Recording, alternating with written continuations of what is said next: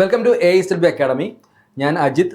ഒരു notification details പറയാൻ വേണ്ടി വന്നിരിക്കുകയാണ്. അതായത് നമുക്ക് ഇലക്ട്രിക്കൽ എഞ്ചിനീയറിങ്ങിൽ ITIയോ അല്ലെങ്കിൽ ഡിപ്ലോമയോ ഹയർ ക്വാളിഫിക്കേഷനോ കഴിഞ്ഞിട്ടുള്ളവർക്ക് നല്ലൊരു അവസരം ഇപ്പോൾ കേരള PSCയിൽ വന്നിട്ടുണ്ട്. കാറ്റഗറി നമ്പർ 89/2026 ഒരു ഇലക്ട്രീഷ്യൻ്റെ വേക്കൻസിയാണ് വന്നിരിക്കുന്നത്.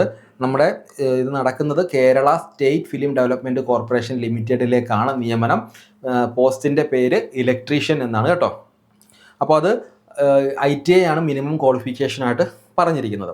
അതിൻ്റെ ഒരു സ്കെയിൽ ഓഫ് പേ വരുന്നത് 19,000 മുതൽ 43,600 രൂപ വരെയാണ് ഇതിൻ്റെ ഒരു സ്കെയിൽ ഓഫ് പേ വരുന്നത്. നിലവിൽ 3 വേക്കൻസിക്കാണ് നോട്ടിഫിക്കേഷൻ വന്നിരിക്കുന്നത്. എക്സാം കഴിഞ്ഞ് ആ സമയത്തുള്ള വേക്കൻസികൾ കൂടെ പരിഗണിച്ചിട്ടായിരിക്കും നിയമനം നടക്കുക.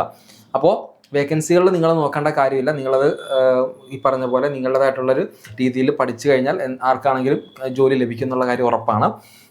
അപ്പോൾ ഇതിൻ്റെ ക്വാളിഫിക്കേഷൻ ഡീറ്റെയിൽസ് ഒക്കെ നമുക്ക് നോക്കാം. ഇത് അപ്പോയിൻമെൻ്റ് എന്ന് പറയുന്ന ഒരു ഡയറക്റ്റ് റിക്രൂട്ട്മെൻ്റ് ആയിട്ടുള്ളൊരു മെത്തേഡാണ്.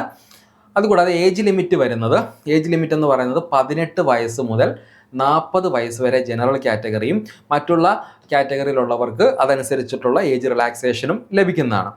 ഓക്കെ, ഇനി നമുക്ക് അതിൻ്റെ ക്വാളിഫിക്കേഷൻ ഡീറ്റെയിൽസ് നോക്കുമ്പോഴത്തേക്കിനും ഡിപ്ലോമ ഇൻ ഇലക്ട്രിക്കൽ എഞ്ചിനീയറിംഗ് ആണ് അതിൻ്റെ ഒരു ഫസ്റ്റ് ക്വാളിഫിക്കേഷനായിട്ട് കൊടുത്തിട്ടുള്ളത്. സാധാരണ ഇലക്ട്രീഷ്യൻ്റെ വിളിക്കുമ്പോഴത്തേക്കിനും നോർമലി അങ്ങനെ ITI ക്വാളിഫിക്കേഷൻ ഉള്ളവർക്ക് മാത്രമായിരുന്നു മുൻപെല്ലാം പരിഗണിച്ചിരുന്നത്. പക്ഷേ ഈ ഒരു vacancy diploma in electrical engineering എന്ന് തന്നെ മെൻഷൻ ചെയ്തിട്ടുണ്ട്. അപ്പോൾ ഡിപ്ലോമ കഴിഞ്ഞിട്ടുള്ള എല്ലാ ഉദ്യോഗാർത്ഥികൾക്കും തന്നെ ഈ ഒരു ആപ്ലിക്കേഷൻ അയക്കാവുന്നതാണ്. അതുകൂടാതെ ITI കഴിഞ്ഞിട്ടുള്ള ആൾക്കാർക്കും അയക്കാം. അതിൻ്റെ ഒരു ക്രൈറ്റീരിയ പറയുന്നത് അപ്രന്റീസ്ഷിപ്പ് കൂടെ ഒന്ന് കംപ്ലീറ്റ് ചെയ്തിരിക്കണം. എല്ലാ കുട്ടികളും ITI കഴിഞ്ഞിട്ട് ഒരു 1 ഇയർ അപ്രന്റീസ്ഷിപ്പ് കഴിഞ്ഞിട്ടായിരിക്കും നിൽക്കുന്നത്. അപ്പോൾ അവർക്കെല്ലാം വളരെ ഈസി ആയിട്ട് ഈ ഒരു ഓപ്പർച്യൂണിറ്റി ഉപയോഗിക്കാൻ സാധിക്കും. അപ്പോൾ ഇത്രയാണ് പ്രധാനപ്പെട്ട ഈ നോട്ടിഫിക്കേഷൻ. ഇതിൻ്റെ ലാസ്റ്റ് ഡേറ്റ് വരുന്നത് സെപ്റ്റംബർ 2-ാം തീയതിയാണ് ഇതിൻ്റെ ലാസ്റ്റ് ഡേറ്റ് വരുന്നത്. പക്ഷേ നിങ്ങൾ ആ ലാസ്റ്റ് ഡേറ്റ് വരെ കാത്തു നിൽക്കേണ്ട. ഇന്ന് തന്നെ ഈ വീഡിയോ കാണുന്ന ആ സമയത്ത് തന്നെ നിങ്ങൾ എന്ത് ചെയ്യുക, ഈ ഒരു ആപ്ലിക്കേഷൻ അയച്ച് അതിന് വേണ്ടിയിട്ടുള്ള തയ്യാറെടുപ്പുകൾ നടത്തുക. അതാണ് ഇപ്പോൾ നമുക്ക് പറയാനുള്ളത്. കാരണം ഒരു വേക്കൻസിയും നമ്മൾ വിട്ടുകളയാൻ പാടില്ല.